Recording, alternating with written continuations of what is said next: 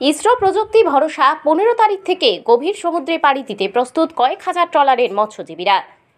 প্রায় প্রতিটি ট্রলারে বসছে উন্নত প্রযুক্তিতে তৈরি ট্রান্সপন্ডার মেশিন। এই মেশিন মৎস্যজীবীদের বড়সড় বিপদ থেকে রক্ষা করতে পারবে। 14 জুন থেকে উঠে যাবে সমুদ্রে মাছ ধরার উপর সরকারি নিষেধাজ্ঞা। এরপরই সব ট্রলারগুলি মাছ ধরার জন্য পাড়ি দেবে গভীর সমুদ্রে। এখন জোর কদমে চলছে তারই প্রস্তুতি। এই মুহূর্তে চরম ব্যস্ততা কাকদ্বীপ, নামখানা, পাথর প্রতিমা, ক্যানিং, গোসবা সহ মহকুমার সমস্ত মৎস্য বন্দরগুলিতে। মৎস্যজীবীদের সাহস যোগাচ্ছে ইসরো প্রযুক্তির উন্নত মানের ট্রান্সপন্ডার মেশিন। 15 জুন থেকে বাঙালির প্রিয় ইলিশের খোঁজে সমুদ্রে পাড়ি দিতে চলেছে কয়েক হাজার ট্রলার। আর মাত্র 3 দিন বাকি রয়েছে। তাই ট্রলারগুলিতে চলছে জাল, বরফ, প্রয়োজনীয় খাবার থেকে শুরু করে যাবতীয় জিনিসপত্র গুছিয়ে নেওয়ার কাজ। তার উপরে মৎস্য আধিকারিকদের নির্দেশেই প্রতিটি ট্রলারে বসেছে ইসরো প্রযুক্তির ট্রান্সপন্ডার মেশিন। এক যন্ত্রেই নানান মুশকিল আসান। যে কোনো ঝড় বৃষ্টি কিংবা প্রাকৃতিক বিপর্যয়ের আগেই সংকেত দেবে এই উন্নত প্রযুক্তির মেশিন। সরাসরি মৎস্যজীবীরা গভীর সমুদ্র থেকে এই মেশিনের সাহায্যে প্রশাসন, ট্রলার মালিক এবং বহু বিশিষ্ট মানুষের কাছে বিপদ সংকেত পৌঁছে যাবে। বিশেষ করে বিপদে পড়ে যে সমস্ত মৎস্যজীবী ট্রলার বাংলাদেশের বর্ডারে প্রবেশ করে, বর্ডারের কাছাকাছি যাওয়ার আগেই এই মেশিনের মাধ্যমে যে সতর্ক করে দেওয়া, সামনেই বাংলাদেশের বর্ডার, নিজেরা যেন সতর্কতা অবলম্বন করে। মৎস্য দপ্তরের অনুমতি নিয়ে আগামী 15 জুন থেকে ট্রলার নিয়ে পাড়ি দেবে গভীর সমুদ্রে।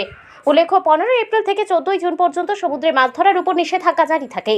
এই সময় মূলত সামুদ্রিক মাছেদের প্রজননের সময় চলে ব্যান পিরিয়ড। তাই মৎস্যজীবীরা ট্রলার মেরামত থেকে বিভিন্ন কাজে ব্যস্ত থাকে। সেই কাজ এখন শেষের পথে। মৎস্যজীবীদের অনুমান, অন্যান্য বছরের তুলনায় এই বছর ভালো পরিমাণ ইলিশের দেখা মিলতে পারে। বাজারে চাহিদা অনুযায়ী ইলিশ মাছ পাওয়া যাবে, যদিও পুরো বিষয়টি নির্ভর করবে উপযুক্ত আবহাওয়ার উপর। এখন সেদিকেই মৎস্যজীবীরা তাকিয়ে রয়েছেন। মৎস্যজীবী সংগঠনগুলির সূত্রে জানা গিয়েছে, মৌসুমের প্রথমের দিকে 50% ট্রলার মাছ ধরার জন্য সমুদ্রে পাড়ি দেবে। মাছ ভালো হলে বাকি ট্রলারগুলিও গভীর সমুদ্রে পাড়ি দেবে। আমাদের হেভি সুবিধা রয়েছে। আমাদের একটা আতঙ্ক থাকতো সবসময়, যে কাছাকাছি গেলে, বাংলাদেশের বর্ডারের কাছাকাছি গেলে একটা আতঙ্ক, সেটা খুব ভালো হয়েছে। আমরা বেরাবো আপনার সামনের মাসের 1 তারিখে।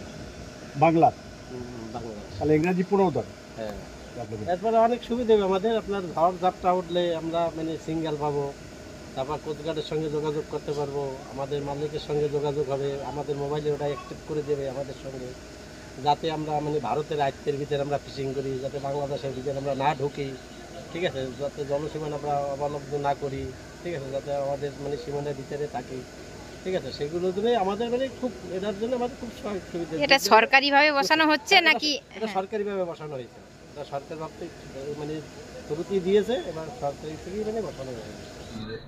হ্যাঁ, আমাদের জুনের 14 তারিখ পর্যন্ত ব্যান আছে, তারপরেই ব্যান পিরিয়ড উঠে যাবে। অর্থাৎ 15 তারিখ থেকে আমাদের সমস্ত ট্রলার যারা সমুদ্রে যাবে তাদের প্রস্তুতি নিচ্ছে এবং চূড়ান্ত প্রস্তুতি চলছে এখন।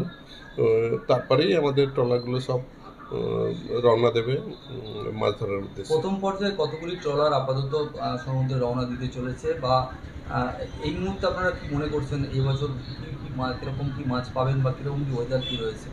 হ্যাঁ, প্রতি বছরের মতো এবছরও বেশ কিছু ট্রলার যে একসঙ্গে সব বেরোতে পারবে তা নয়, তাও বেশিরভাগ, প্রায় বেশিরভাগই ট্রলার বেরোবে। বেশ কিছু ট্রলার হয়তো রয়ে যাবে, তারাও কাজ শেষ করতে পারবে না বা এরকম অবস্থায় থাকবে। তো চূড়ান্ত ওরা প্রস্তুতি চলছে ওদের, ওরা এর মধ্যেই বেরিয়ে যাবে প্রায়। এই যে ওয়েদার বা কি রয়েছে আপাতত, এবছর কি আশাবাদী আপনারা? হ্যাঁ, এই বছর আমরা প্রতি বছরই মতো এবছরও ভাবছি যে কোনো সময় এই ব্যবসাটা এরকমই চলে। আর ওয়েদার যথেষ্ট অনুকূলে, এখনও বৃষ্টি ফিষ্টি আগে থেকে আসার খবর পাচ্ছি আমরা, অলরেডি এসে গেছে। দক্ষিণ 24 পরগনা থেকে গোপাল শীলের রিপোর্ট, ডিএন নিউজ বাংলা।